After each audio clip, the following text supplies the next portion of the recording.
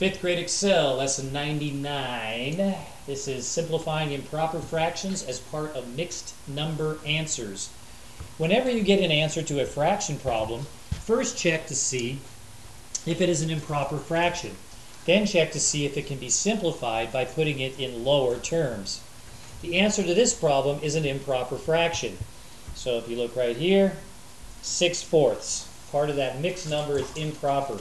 Head's bigger than the butt, right? Can't do that. First 4 and 6/4 is changed to 5 and 2/4, and you see that right here because 6/4 is equal to 1 and 2/4, and you combine that with the 4 and you get 5 and 2/4. Easy? And then 5 and 2/4 can be simplified to 5 1/2 because 2/4 is equal to 1/2. You can't leave your answer as 5 and 2/4. That's not going to be accepted anymore. Let's go on to the next part. Okay, here's some problems. We're going to do this first one together. It says write the numbers given as words, then solve the problem and simplify the fractions. So on your paper, you don't have anything. It should be blank. On my paper, I have words that tell you what the problem is. You're going to write the problem on your paper and then solve it, but we're going to do the first one together. Okay, let's all read. I have a studio audience to help me out here. Can you guys read what that says right there? 2 and 1/4. Good, so 1 and 1/4. everybody should write, hang on, everybody should write 2 and 1/4. And then it says what? Plus. Okay, then what's the next part? 1 and 1/4. So everybody put that on your paper. And then let's add it up.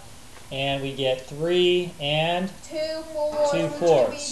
So remember, we want to check and see if this is an improper fraction first. Is that an improper fraction? No. No, but we do need to simplify it. 3 and 2/4 is equal to? 3 and 1/2. Okay, now do not write 3 and 2/4 equals 1/2. That's not true. 3 and 2/4 is not equal to 1/2. 3 and 2/4 is equal to 3 and 1/2. Don't drop that whole number off. This equal sign means that what's on this side is equal to what's on that side. They have to be both the same. All right, pause the video, try numbers 2 and 3, then turn it back on when you're ready for the solutions. All right, here we go. So you should have written the problems out that look like this. 3 and 1/3 plus 5/6, 3 and 3/5 plus, minus 2/10, and we're going to have to find a common denominator. Let's see if my studio audience can help me out with this here. 3 and 1/3 equals 2/6. and 5/6. What's my common denominator? 6. 6, good. And 5/6 is obviously equal to 5/6. I don't have to do anything there. 3 times, 2. so 1 times 2 is 2. 2, and we have 2/6 plus 5/6, actually 3 and 2/6 plus 5/6. The answer is 3 and 7/6. Can I leave it like that? No. No, 7/6 is equal to what? 4 and 7/6 is equal to what? 1 and 1/6. Good. So 1 and 1/6 and 3 makes 4 and 1/6. That's your final answer right there. 3 and 3/5 minus 2/10. Well, we could change that to tenths, but do you notice anything about 2/10? You could reduce it by You can 2. simplify 2/10, right? So what can we make 2/10 equal to? 1/5. 1/5 by dividing both of those numbers by 2, cutting them in half, right? So we have 3 and 3/5 plus 1/5, and let's just go ahead and leave that where it is because we have a common denominator, right? 3/5 minus 1/5 is? 2/5, good. 3 take away nothing is? 3. And there's no way to reduce this or simplify it or anything, okay? So let's go on to the next part. Here's 3 more problems. Go ahead and write the problems for these, solve them, and then turn the video back on. You can pause it now. All right, the problems that you should have written look like this. And here we go. 6/8, 1/4. What do you notice about those? You could reduce 6. Reduce the 6/8, right? What does 6/8 become? 3/4. 3/4 because we can divide both numbers by what? 2. 2, good. So do we have a common denominator now? Yeah. Yep. And we're adding them together. So 3/4 and 1/4 is? 4/4. 4/4, good. 2 and nothing? 2. 2 and 4/4. Can I leave it like that? No. What's the answer? 3. 3, because 4/4 is equal to 3. 1. 1, right? 1 and 2 makes 3. All right, here we go with 9/10 plus 1 and 9/10. Do we have a common denominator here? Yes. Yeah, so we're just going to go ahead and add it together. 9/10 and 9/10 equals 18 tenths. 18/10. And the whole number is? 1. Good.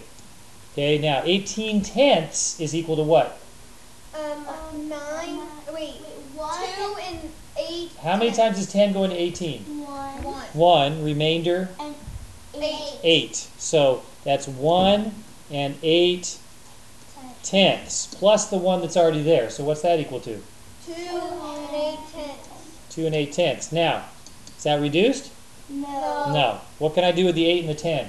You divide by 2. Divide it by 2. So the answer is 2 and 4 fifths. Good. Last one, I've got a half and 5/6. Okay, can you reduce either one of those fractions? You could make 1/2 bigger. Right. Can you reduce either one? Can you simplify it? No. So we're going to find a common denominator, which is going to be what? 6. 6. This one's already 6. So what's 1/2 and 6ths? 3. 3/6 is 1/2, right? So I've got 3/6 plus 5/6 equals 9 6. 3 plus 5, 8, 8 6, 1 plus nothing. 1. Okay, let's simplify that. 8/6 is equal to, 6 goes into 8 how many times? 1. Remainder? 2. So that's equal to 1 and 2/6. And you already have 1, so the answer is 2. 2 and 2 So 6. you reduce that. But those are both even numbers, right? Yeah. So 2 2 and 1/3. 2 and 1/3 is the final answer there. All right, here are 3 more problems. So go ahead and write these on your paper, solve them, and then turn the video back on for the solutions.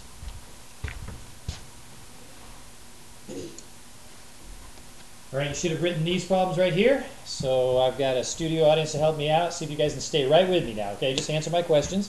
And make sure you catch me. If I make a mistake, you got to tell me. I don't want to make a mistake on these videos. So we've got a half and 6/8. Can either one of those be reduced? Yes. 6/8 can be reduced to what? 2, 3. No, wait. Yeah, 3/4. 3/4, right? What are we dividing both numbers by? 2. 2. Now, you might have done this differently at home. You might have kept that as 8ths, but we can actually reduce that one. And then 1/2 becomes what in fourths? 2/4. 2/4. It's a little bit easier way to do this one, but you could have had 8ths on both of them, and you'll still end up getting the same answer. This is subtraction, so 3 take away 2 is? 1. 1/4. 5 minus 2? 3. 3. Can I simplify that? No. Nope, it's good the way it is, okay? You could have gotten 3 and 2/8 and then simplified the 2/8 to 1/4. All right, can you simplify either one of these fractions? Yes. No. 4/6. What can that become? 2/3. 2/3, good. 2/4 can become 1/2. 1/2. Do I have a common denominator? No. Up. Okay, we're going to have to keep going here. Might have been easier just to stay with what I had to start with, right? But what's my common denominator of 3 and 2 going to be? 6. 6. So 1/2 is equal to what 6? 3. 3/6. And 3 times 2 is 6. So 2 times 2 is? 4. 4. Now this is a subtraction problem. 4/6 take away 3/6 is? 1/6. 1/6. 5 minus 1? 4. 4. Now you could have gotten 12 as your denominator on that one. And that probably would have been almost easier on this one, just to go ahead and use the 12. And then you should have subtracted and got 2/12, right? And then reduce that to 1/6. Next one, we've got 6/8 and 1/2. What do you guys want to do on this one? I want to make the 6/8 6/8 what? 3/4. You want to make that 3/4? Okay, 1/2 becomes what? 2/4. 2/4 because that's equal to a half also, right? Now we have a common denominator. Let's add them together and what do you get? 2 and 5/4. Good. Can I leave it like that? No. So 4 goes into 5. 1 time. Remainder? 1. So that's 1 and 1/4, and you have a 2 there before. So altogether you have 3 and 1/4. Beautiful. All right, 2 more to do. Go ahead and pause the video, turn it back on when you're ready for the solutions. All right, here are the problems that you should have, and we have 1 and 5/6 plus 3 and 5/6. Whole numbers add up to what? 4. 5/6 and 5/6 equals? 10/6. 10/6. Good. If you wrote this up and down, that's okay. I didn't point out to you that it says write it as a horizontal problem, but if you wrote it as horizontal, you're really on the ball. 10/6. Should I leave it like that? No. How many times does 6 go into 10? 1. Remainder? 4. 4. So this is 1 and 4/6 and 4, which makes 5. 5 and 4/6. 4/6. Okay, is 4/6 reduced? No. 4 and 6 can both be divided by 2. 2. So the answer is 5 5 and 2/3. 2/3. That you should have as your final answer. You put 5 and 4/6 on your paper from now on, we're going to mark it as wrong. So make sure that you always simplify your fractions from this point forward. All right, do you want to, what do you want to do on that one? I want to reduce You want to reduce the 2/12 to what? to 1/6. 1/6, good. Oh, an alien just came into the room here. And 1/2 becomes what? 3/6. 3/6. So we have 5 and 3/6. Take away 1/6. The answer is 5 and 2/6. But I can simplify 2/6, right? 5 and 1/3. 1/3 because both 2 and 6 can be divided by 2. Alrighty, thank you for watching.